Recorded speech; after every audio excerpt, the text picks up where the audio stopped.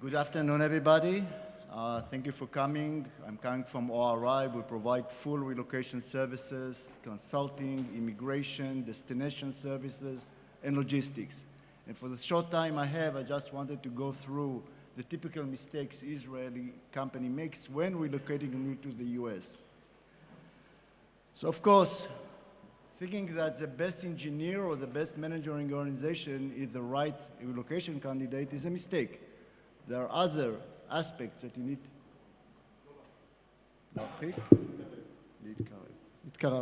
Thank you. The other aspect that you need to consider before choosing someone for the relocation, it's not only the technical or the managerial capabilities. Of course, in many cases, there is a family, and ignoring the family is a big mistake. And of course, we're talking about family stability. The typical mistake that we encounter is a couple with problem in their marriage life who thinks relocation is going to fix it. It's like bringing a child to the world. It doesn't fix it. Deal with your problem before going. Of course, the spouse is always a challenge. Grown-up children from the age of 13 and above is a challenge. And today, since the relocation age is going up all the time, we have the issue of elderly parents. So our recommendation is not always send the family, think of other alternatives. It's a complicated area. Everybody who did a relocation or managed a relocation process, you know there's endless aspect that you need to take into consideration. So the best thing is have rules of the game. That makes life simpler and don't need to invent the wheel each time that you manage it. And a lot of us, I believe that probably there are a lot of startups here. My advice, first assignee is not last assignee. The mistakes that you did in the first assignee are going to repeat themselves over and over again.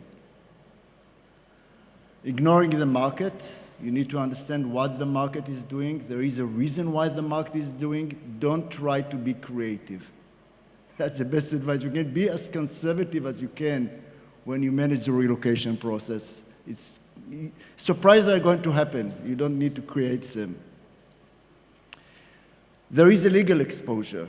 At the end of the day, employees are being relocated to the US are under the US labor laws. With all, people who had experience know about the discrimination with the actual religion in the US, what happens when you terminate an employee, you need to take that in advance. Forget about the Israeli labor regulation. In most cases, the employees are being employed under the US entity, but even if they are staying at the Israeli entity payroll, still they are under the US labor law. And of course, the tax, there is an issue. Again, even if you keep the assignees on the Israeli payroll, there are the US tax consideration, and the fact there is a tax treaty doesn't mean that the employee is not exposed for income tax, federal tax, or city and state tax in the US. Social Security, there's no Social Security treaty between Israel and the US, so it's a full exposure. And the main issue, especially for startups, is the issue of the equity. We can talk about that for hours. This is not, we don't have the time now, of course. Insurance is an issue that we believe it being ignored in many cases. And we need to remember that assignees moving to the US, most of them comes back, fortunately enough. Just the minority stay in the US. And when they come back, if they didn't do any insurance continuation, this is an exposure both for them and for the company. So we need to make sure that this at least keeps in Israel the life insurance, the long-term disability insurance, and also think about the pension savings, which is a big issue. In the next slide, we can see the actual damage that takes place when an employee doesn't continue pension savings while doing the relocation, and the best advice is to use the US tools, the 401k, which is a great plan.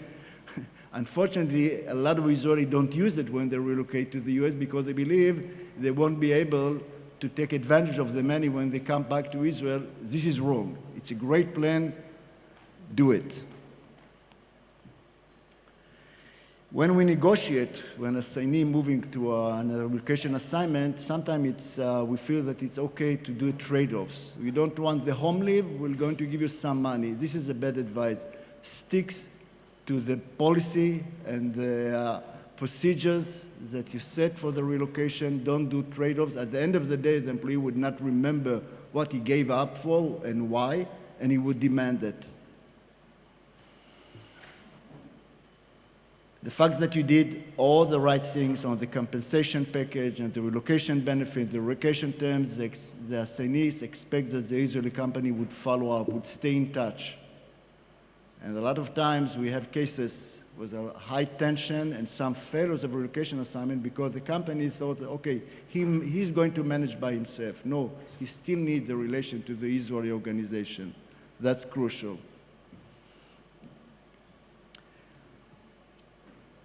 The benefit that you need to give to assignees moving to the US are the US benefits. And of course, we have the tendency to say, okay, it's Yom Kippur or Pesach, Seder. We must give him a vacation day on that day. That's wrong.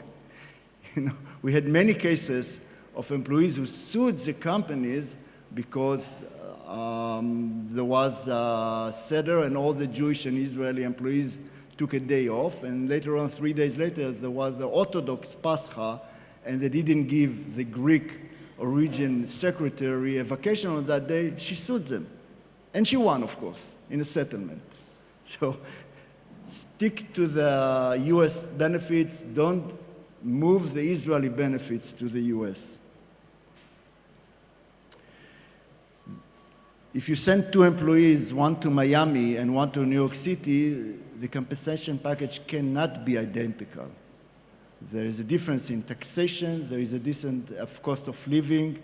Take that into account and make sure that at the end of the day you equalize the free income and not the gross income. And last, because I got a gentle signal that my time is up, repatriation is harder than relocation, as much as it may surprise people.